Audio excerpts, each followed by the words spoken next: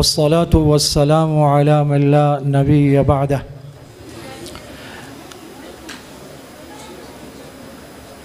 آقا عمر، مولا عمر، برتر عمر، بالا عمر، ذات نبی پاک پر سوجان سے شیدا عمر، بعد از خاتم المرسلین کوئی نبی آنا نہیں، کوئی نبی آتا اگر تو ایک نبی ہوتا عمر، باد بہاری کی طرح گزرا عراق و روم سے، ابر کرم بن کر اٹھا فارس پر برسا عمر، مولا میرے صدیق بھی، مولا میرے عثمان بھی، ایک طرف مولا علی ایک طرف مولا عمر۔ سامعین گرامی قدر، ایک ایسی شخصیت کا تذکرہ ہے جسے امام الانبیاء نے تراشا ہے۔ امام الانبیاء کے بارے میں اللہ رب العزت فرماتے ہیں وَلَوْ كُنْتَ فَظًّا غَلِيظَ الْقَلْبِ لَانفَضُّوا مِنْ حَوْلِكَ، اگر آپ سخت دل ہوتے تو یہ لوگ آپ کے ارد گرد اکٹھے نہ ہوتے۔ ہم نے آپ کو اتنا نرم دل، اتنا با اخلاق بنایا ہے کہ یہ پروانوں کی مانند آپ کی طرف بڑھے چلے آتے ہیں، آپ کی طرف جمع رہتے ہیں اور آپ پر نثار رہتے ہیں۔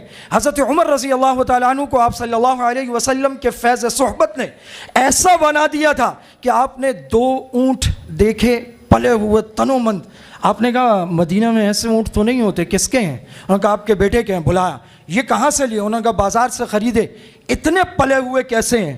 انہوں نے کہا جی سرکاری چراگاہ میں چرتے ہیں۔ انہوں نے کہا سرکاری چراگاہ میں تمہارے اونٹ چرتے ہیں، تمہارے ذاتی اونٹ؟ انہوں نے کہا جی میں اس کا بھی پیسہ ادا کرتا ہوں۔ انہوں نے کہا نہیں، یہ سمجھ میں نہیں آ رہا، جس قیمت پر لیے تھے ان کو بکوایا، وہ قیمت بیٹے کو دی اور باقی قیمت بیت المال میں جمع کروا دی۔ ایک دفعہ خوشبو آئی، انہوں نے کہا کون ہے جو اس خوشبو کو تول کر ذرا اس کے حصے کر دے تاکہ میں اسے رعایا میں تقسیم کروں؟ تو ان کی گھر والی نے کہا میں کر دیتی ہوں۔ انہوں نے کہا نہیں، خوشبو کا سب سے بڑا فائدہ تو یہ ہے کہ آپ اسے سونگھ لیتے ہیں تو تم تو ساری خوشبو سونگھ لو گی، فائدہ تم تک پہنچ جائے گا۔ اپنے نفس کو خطاب کر کے کہتے ہیں عمر تو اونٹوں اور بکریوں کا چرواہا ہوتا تھا، تجھے تو اونٹ بھی صحیح طرح چرانے نہیں آتے تھے۔ رسول اللہ کا فیض صحبت اور اللہ تعالیٰ کا تجھ پر کرم ہے کہ آج تجھے مسلمانوں کا امیر بنایا ہے۔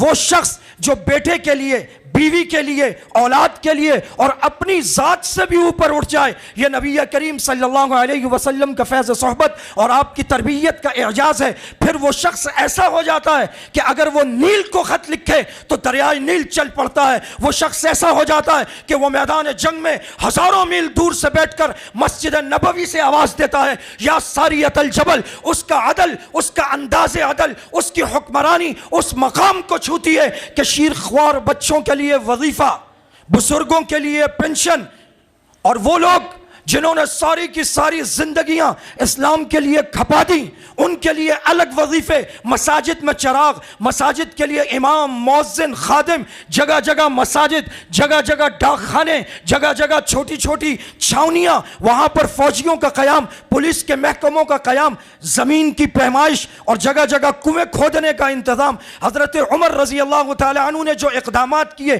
آج جدید دنیا میں ان کو عمر لاز کے نام سے جانا جاتا ہے، اور برطانیہ میں آج بھی عمر لاز ایک بہت بڑا حصہ ہے جو انسانی حقوق کے لیے سب سے بہترین مانا جاتا ہے۔ میرے بھائیوں، میرے دوستوں، میرے ساتھیوں، میرے بچوں، ایک بات سمجھیے، ہم یہاں صرف تقاریر برائے تقاریر کے لیے نہیں آئے، ہم ایک دوسرے کو یہ بتانے اور سمجھانے آئے ہیں کہ اصل ہیروز کون ہیں، اصل آئیڈیلز کون ہیں۔ یہ جو ساری کی ساری دنیا اس وقت ظلم و ستم سے، تشدد سے، عدم مساوات سے، قتل و غارت سے بھری ہوئی ہے، اس کی وجہ یہ ہے کہ دنیا میں کہیں عدل نہیں ہے، انصاف نہیں ہے، دنیا میں مساوات نہیں ہے۔ حضرت عمر رضی اللہ تعالی عنہ 1400 سالوں میں عدل کی، اخلاق کی، مساوات کی، لوگوں کو حقوق دینے کی وہ سب سے تابندہ مثال ہے کہ اگر دنیا میں آج کوئی عدل کرتا ہے تو اسے کہا جاتا ہے کہ یہ عمر ثانی ہے، اس نے عمر والا عدل کیا ہے، اس میں حضرت عمر کے اخلاق کی جھلک ہے۔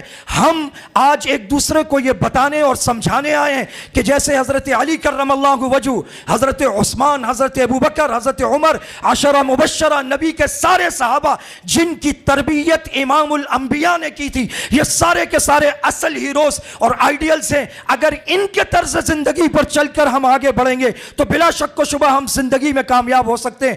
سوچئے اگر ایک شخص فارابی کا، ابو حیان کا، غزالی کا، نیوٹن کا، دنیا کے بڑے بڑے فلسفیوں اور سائنسدانوں کا شاگرد ہو، اس کے پاس کتنا علم، حلم، تجربہ ہوگا، لیکن وہ شخص جسے امام الانبیاء نے سنوارا ہو، جس کے اخلاق امام الانبیاء نے بنائے ہوں، جس کے اندر تعلیمات امام الانبیاء کی ہوں، وہ شخص کتنا بلند ہوگا. قرآن کریم میں بعض نے کہا 17، بعض نے کہا 23، بعض نے کہا 27 مقامات ایسے ہیں جنہیں موافقات عمر کہا جاتا ہے. ادھر زمین پر حضرت عمر نے مشورہ دیا، آسمان سے اللہ تعالیٰ نے قرآن کریم اتار دیا. یہاں علماء ایک ذرا سی نکتے کی بات بیان کرتے ہیں.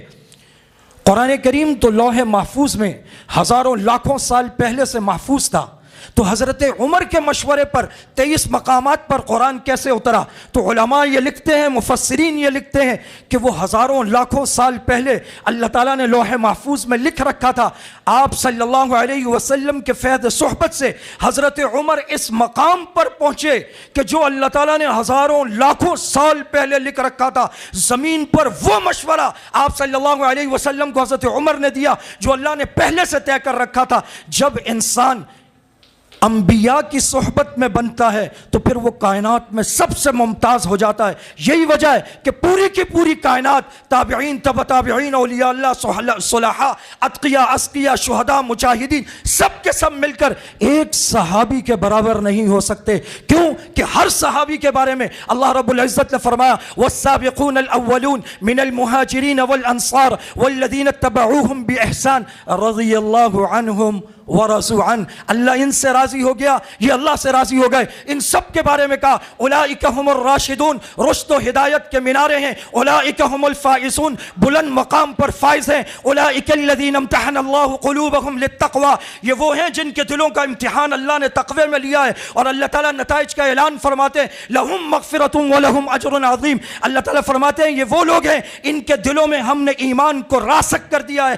یہ وہ لوگ ہیں جن کے نزدیک کفر، فسق، نافرمانی سب کے سب ناپسندیدہ ہو گئی ہے. اللہ تعالیٰ فرماتے ہیں لقد رضی اللہ عن المؤمنین اذ یبایعونک تحت الشجرہ. وہ سارے کے سارے جو شجرہ کے نیچے نبی سے بیعت کر رہے تھے، اللہ ان سے راضی، احد والوں سے راضی، فتح مکہ سے راضی، ایک ایک صحابی سے راضی. اللہ رب العزت فرماتے ہیں آپ صلی اللہ علیہ وسلم سے واستغفرہم وشاورہم فی الامر، آپ ان کے لیے ہم سے مغفرت طلب کیا کیجئے اور ان کو اپنے مشوروں میں شریک کیا کیجئے. جن کو اللہ تعالیٰ اپنی رضا کے تمغے دے، جن کی تعریف اللہ تعالیٰ کریں. یاد رکھیے گا پورے قرآن کریم میں صرف 2 جماعتیں ایسی ہیں کہ پوری کی پوری جماعت کی، ہر شخصیت کی اللہ رب العزت نے قرآن میں گارنٹی لی ہے. 2 کے علاوہ کائنات میں کوئی تیسری جماعت نہیں ہے. شخصیات ہو سکتی ہیں لیکن پوری کی پوری جماعت جس کی اللہ نے گارنٹی لی ہے، ایک انبیاء کی جماعت ہے اور دوسری امام الانبیاء، سید الانبیاء محمد الرسول اللہ صلی اللہ علیہ وسلم کے صحابہ کی جماعت ہے.